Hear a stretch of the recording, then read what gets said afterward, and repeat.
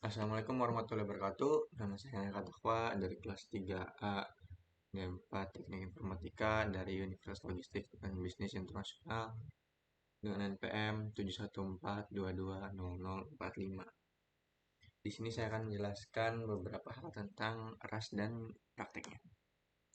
Jadi RAS itu adalah bahasa pemrograman sistem yang dirancang untuk kecepatan, keamanan memori, dan paralelisme. Dibuat oleh Mozilla dan kini dikelola oleh komunitas. RAS menggabungkan performa layaknya bahasa C atau C++ dengan sistem keamanan modern yang mencegah bug berbahaya seperti segfault dan data race. Kelebihan RAS itu ada memory safety tanpa garbage collector, performanya tinggi dan efisien, compiler cerdas dan dengan pesan error yang membantu. Lalu cocok untuk sistem operasi, game engine, web service, embedded dan lainnya. Cocok untuk siapa sih RAS itu? Cocok untuk program sistem, developer backend atau web API. Mereka yang ingin menghindari bug sulit seperti use after free atau null. Nah, di sini ada website RAS. Di sini kita bisa download dulu untuk mempraktekannya. Di sini kita bisa download RAS, eh, sesuaikan saja ini. Nah, setelah download, lalu klik dua kali aplikasinya itu RAS Tab Init XE. Nah, kalau diklik nanti akan muncul seperti ini. Nah, nanti ini langsung enter aja atau klik satu lalu enter. Kalau udah selesai nanti bisa ngecek eh, udah ke download atau belum sih. Bisa ngeketik ini lalu ini. Kalau sudah seperti ini berarti sudah terdownload dengan versi seperti ini, dengan versi 1.8. Nah, lalu untuk prakteknya kita bisa ngebuat file atau langsung kargoran. Kita terminal, kita bisa langsung melakukan kargoran. Nanti akan eh, muncul folder atau directory project beserta src, main.rs, lalu yang lainnya. Nah, di sini kita eh, yang paling pertama itu yang paling normalnya itu kita mencoba hello world. Di sini saya ganti atau tambahkan yaitu hello.rs untuk mencoba hello world. Nah, seperti ini jadinya. Nah, kita bisa eh, bisa menjalankannya dengan cara ini saya masukin dulu ke ini ya, ke file yang sesuai.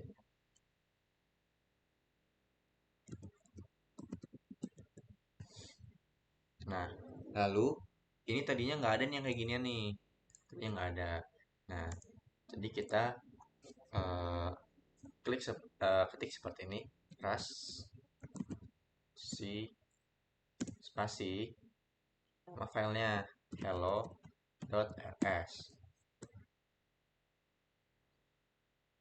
Oh sorry, ada yang kelewat. CD2. Nah, seperti ini. Nah, kalau langsung bisa kayak gini berarti nanti ini ditambahkan nih. Nah, baru kita bisa jalankan dengan ketik seperti ini.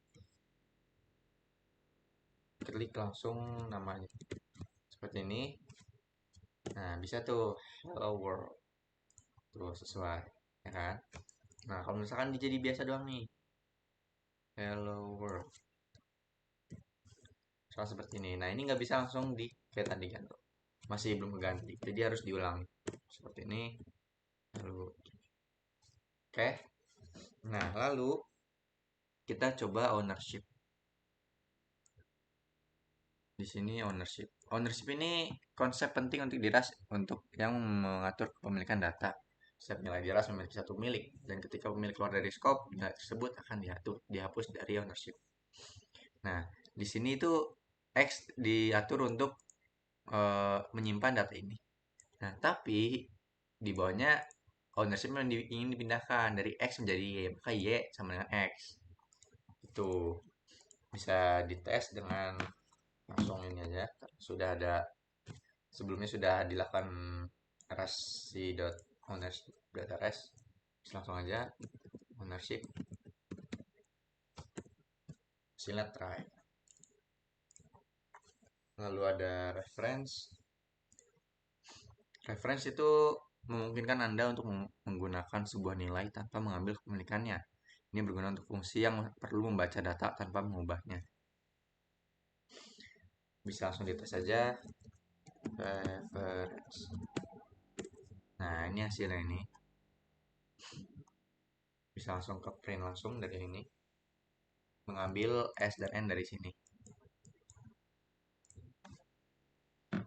Lalu ada borrowing.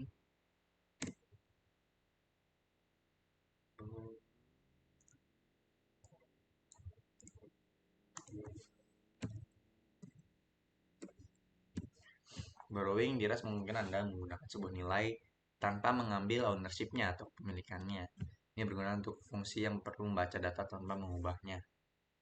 Jadi kalau ownership kan tadi mengubah kepemilikannya, kalau ini hanya memanggil saja, ikut meminjamnya saja. Jadi tidak mengganti kepemilikan. Langsung 5. Ini dari total hurufnya ada berapa? 1, 2, 3, 4, 5.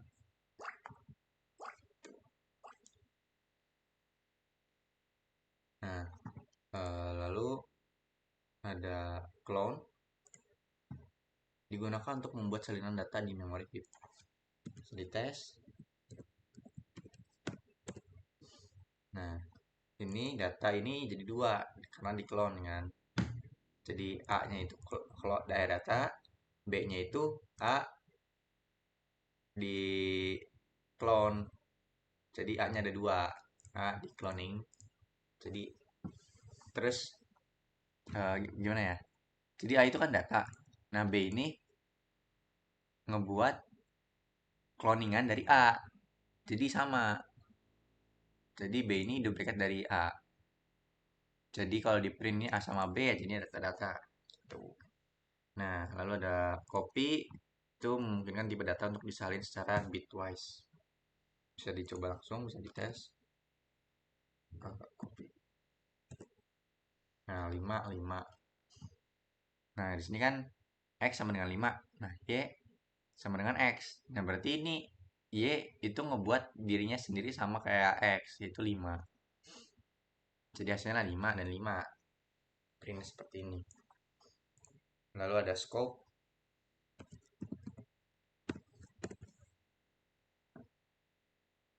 Nah, scope ini adalah area di mana variabel atau nilai tidak dapat diakses. Jika scope ditentukan oleh blok kode yang dibatasi oleh kurung kurawal.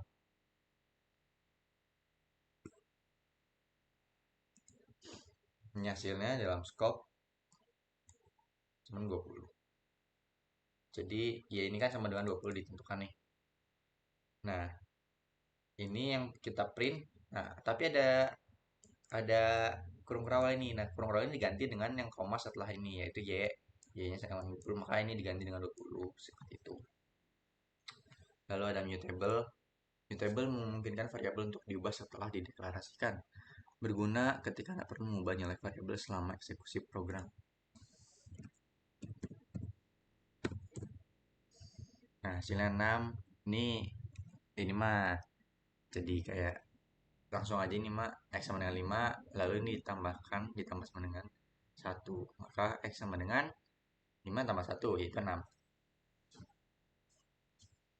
Lalu di sini ada dangling. Ini biasanya terjadi ketika referensi mengacu pada data yang sudah tidak valid lagi.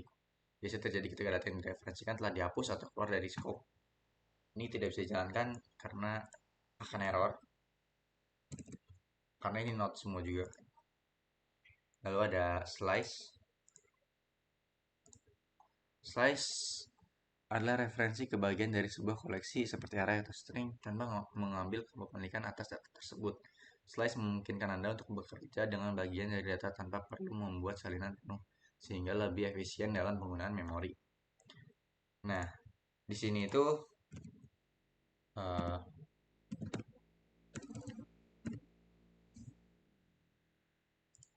di sini S adalah hello, ras, tanda seru, hello ras. Nah, di sini slice-nya itu dibuat dari variabel S yaitu ini mengambil dari 0, indeks 0 ke 6, titik 2, 6. Yang berarti kita mengambil ini kan 0, ya kan? Nah, sisanya 0, 1, 2, 3, 4, 5, 6. Nah, kita mengambil setelah dari 0 sampai 6. Jadi 0 kita tidak diambil nih. Ini tidak diambil. Nah, sampai 6, 1, 2, 3, 4, 5, 6. Nah, berarti sampai sini. Ini akan kita ambil. Akan kita print ini slice-nya. Slice-nya akan mengambil itu. Nah, hello, koma. Tuh, itu dari beberapa yang saya lakukan. Lalu selanjutnya ada struct dan function.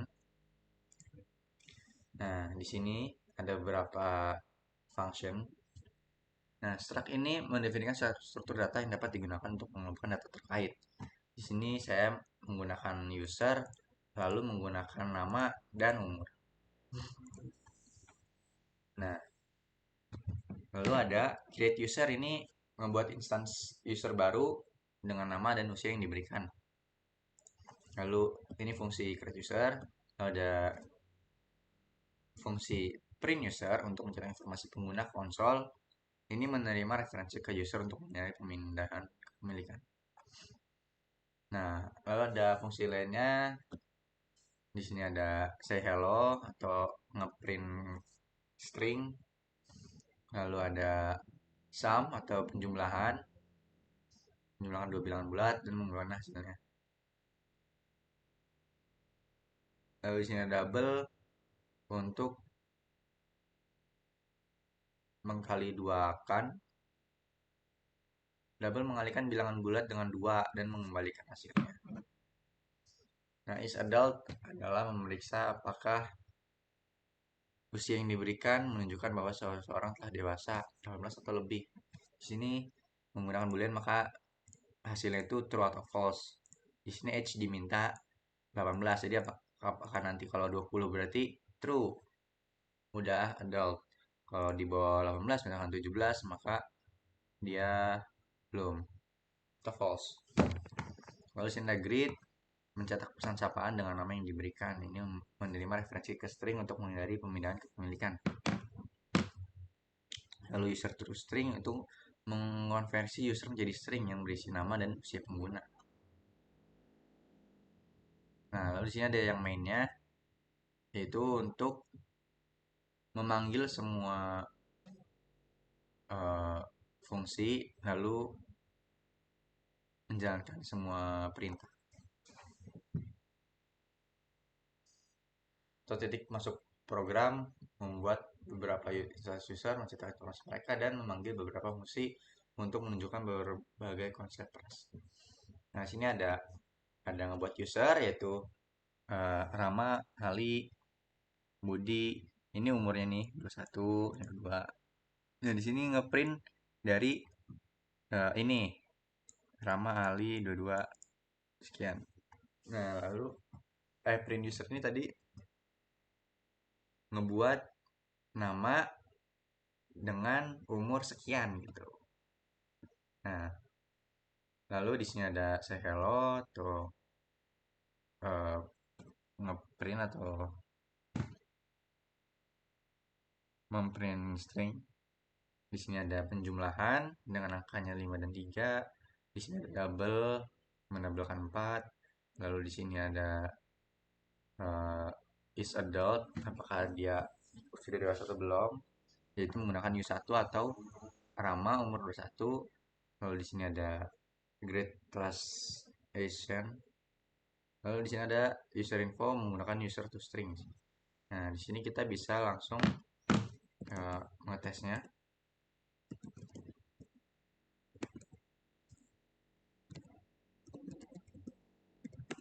Nah, ini hasilnya nih. Kita ngeprint dari sini, print user 1 sampai 3, Rama is 21 years old sampai Budi. Lalu ada say hello-nya keluar function, sum dari 5 dan 3 adalah 8, double dari 4 adalah 8, is adult Rama umur 21 berarti 8 di atas 18. Lalu di sini ada greet hello Asian. Di sini user info dari Rama yaitu Rama berumur 1 seperti itu. Nah, lalu eh,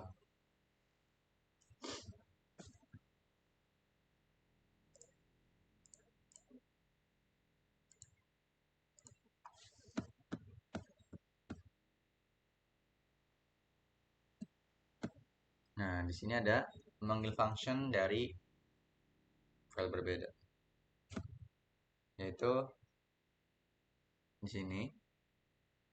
Di sini saya membuat help.rs dan test.rs. Nah, di sini help ini yang ingin kita panggil fungsinya dan dipanggilnya lewat sini. Di sini itu ini mode help ini yang kita tangkap ini untuk memanggil filenya. Nah, sedangkan ini untuk memanggil fungsinya. Fungsi dari uh, file help dan fungsi hello. Bisa dites.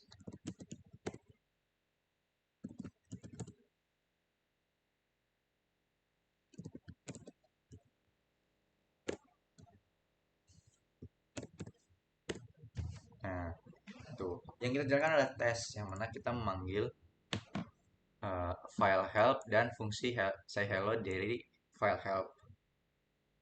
Maka kita keluarkan hasilnya ini outputnya.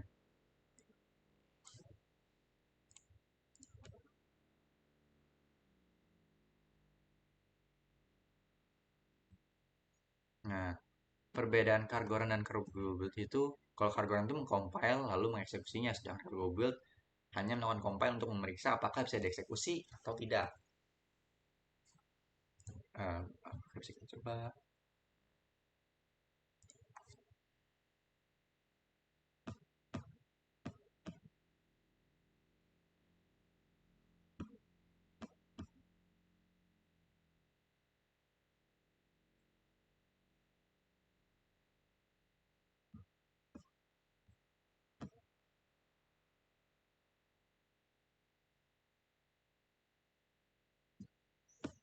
Kita bisa coba Cargoran.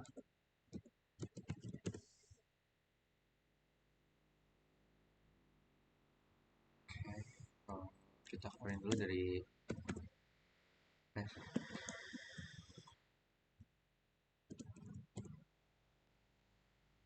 coba lagi Cargoran. Nah, ini kita merunning lalu mengeksekusinya dari main ini. Nah, kalau kita cargo build, nah kita hanya mengcompile saja. Kalau ini sekaligus dengan eksekusi, kalau ini tidak. Itu. Nah, kalau Creo itu repository resmi untuk pustaka ras untuk memudahkan instalasi library dengan cargo. Sumber dari banyaknya crate populer dan bisa langsung ditambahkan ke cargo. Oh, ada yang lupa. Yaitu cargo.toml. TOML.